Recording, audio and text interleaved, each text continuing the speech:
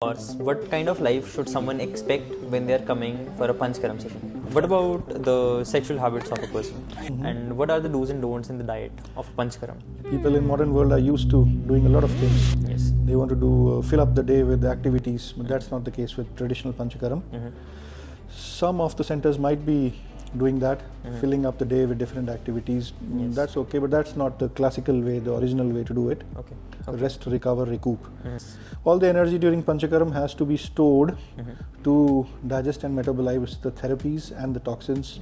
So I would also like to ask about a superfood that is that you recommend at the topmost priority to everyone. A very warm namaste to everyone and welcome back to HimVeda. Today we have Dr. Sharma here again with us. Namaste. So Dr. Sharma, how are you? I'm good. How about you? I'm great as well. And today I have one more question and one more podcast topic about Panchakaram. It will be a continuing episode of our Panchakaram series, and today I would like to ask you about do's and don'ts of Panchakaram. So starting right off the bat, we have talked about Panchakaram in the previous episodes. And now, what kind of life is someone expecting, or what kind of life should someone expect when they are coming for a Panchakaram session? One should expect very boring life actually. Okay, a boring life. Nice. Doing nothing kind of life. People in modern world are used to doing a lot of things. Yes. They want to do fill up the day with activities, but that's not the case with traditional Panchakaram. Some of the centers might be doing that, filling up the day with different activities. Yes. That's okay, but that's not the classical way, the original way to do it. Okay. And that's more modified. But the classical way is to do the therapies and then do nothing. Okay. Rest, recover, recoup. That's how you will indulge your parasympathetic nervous system. Okay. Parasympathetic nervous system is what heals. And rest, recovery and relaxation is very important. Okay. So you internalize your energy. When you're resting and recovering, you are internalizing instead of throwing it out. Okay. In different activities. Okay. So now let's imagine a person of the modern world, and he or she is coming to a Panchakaram session, and they are here, and now they are expecting that they will be continuing their exercise as usual. So will that be the case here or no? No, exercise has to be stopped. Okay. Maybe a very, very gentle yoga or some stretching can be done. That too with doctor's advice. But otherwise, no exercise. Okay. Just some gentle walk. Gentle walking is good, especially on ghee days. Okay. To get the ghee down. Okay. Yeah. So otherwise, exercise no. Okay. Now that a person is not exercising, what about their rest? So will they be sleeping here more? No, not even sleeping. Okay. So the idea is to not sleep during the day. Only nighttime sleeping. Okay. And the rest of the time one can just relax, read and walk and do nothing. Okay. Just internalize and self-talking, talk to oneself. Okay. So you've said talking to oneself, and I'm an extrovert and maybe I'm here for a Panchakaram session. I would like to interact with other people. Of course, one should interact. But then Uchair Bhashyam is not. Uchair means too loud sounds should not be produced. Too loud talks or constant conversation is not good. Okay. Of course, it's not a jail that you'll be jailed and you cannot talk to anyone. Okay. One should interact and smile, or smile and talk. But constant and loud is not good. Because again, you will be expending energy in that. Yes. All the energy during Panchakaram has to be stored to digest and metabolize the therapies and the toxins. It should not be used for running. Even this talking or loudly is your vocal cords are running. Yes. So that's an exercise also that has to be stopped. Okay. And what about travel? Traveling is not good ideally. If one has to come to the center wherever one is doing, it should be very smooth, gentle and a short travel. Okay. It should not be. If it's a very long travel, then it would defeat the purpose. The effects of Panchakarma will be lost. Okay. So ideally one should go to a center nearby and in a very gentle, slow driving, Okay. not a bumpy ride.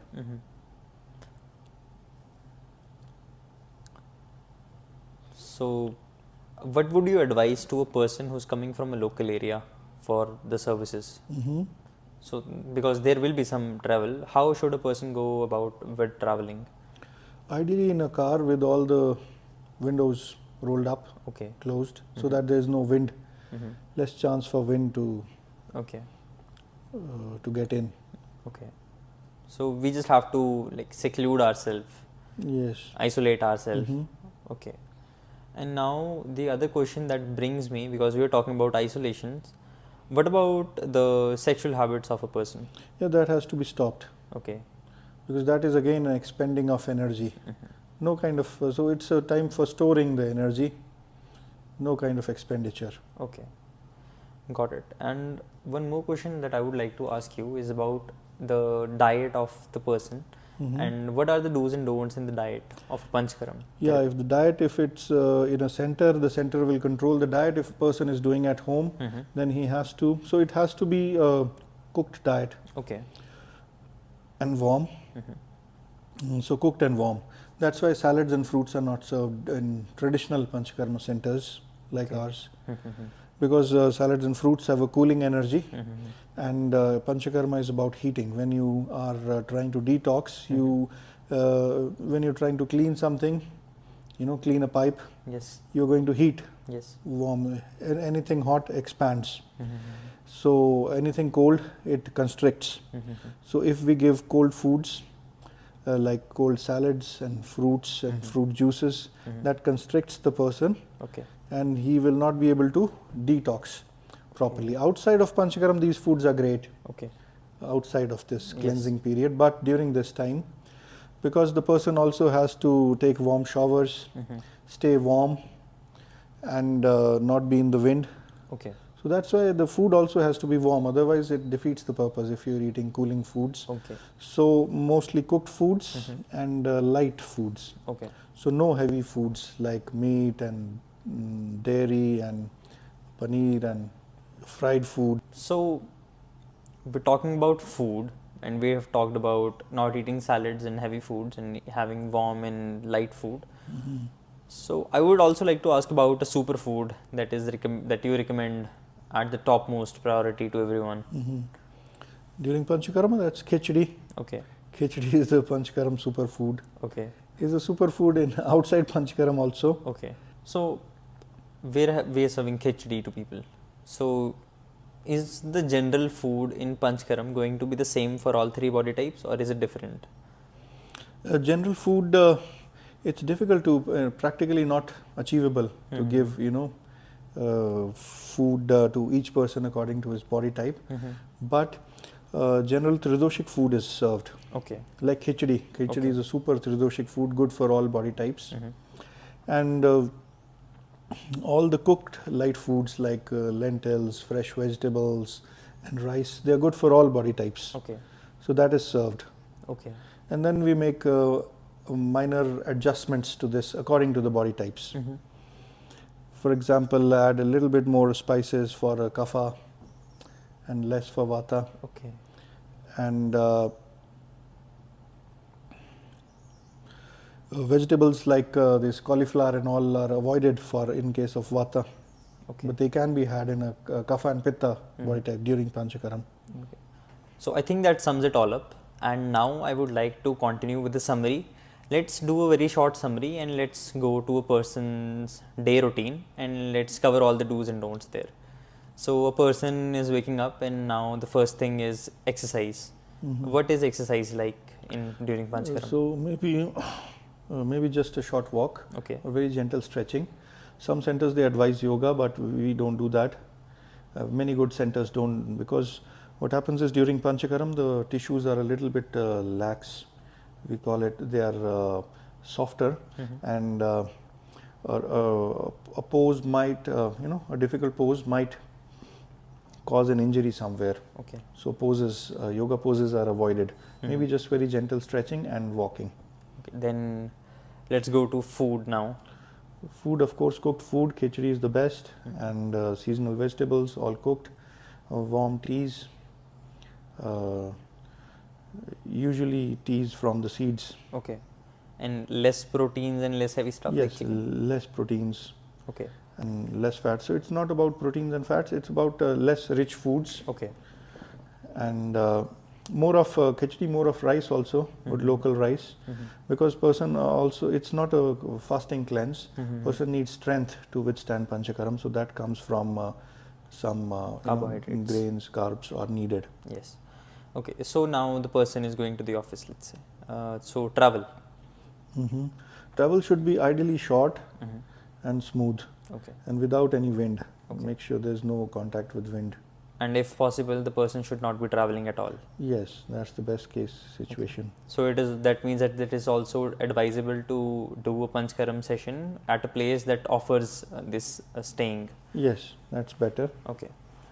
And now let's continue with the next thing, interaction and loud talking. Yeah, that has to be avoided. Loud interactions, heating discussions, meetings, online meetings where a lot of brainstorming has to happen. Even so, it's not only about the body work, the mental work also has to be more relaxed. Okay. Less brainstorming, because otherwise the brain will consume all the energy. And now what about the sexual routine of a person? So that has to be absolutely curtailed. Okay, great. And now the last one is sleep. So no daytime sleeping during Panchakaram Okay. for best results. And So sleeping on time okay. in the night and waking up early. Okay. Is there a specific time to sleep and wake up during Panchakaram? No, same as general. Okay. So I think that sums it all up. And let's say goodbye to our viewers, and we will see them again in the next episode. So bye bye. Bye. Namaste.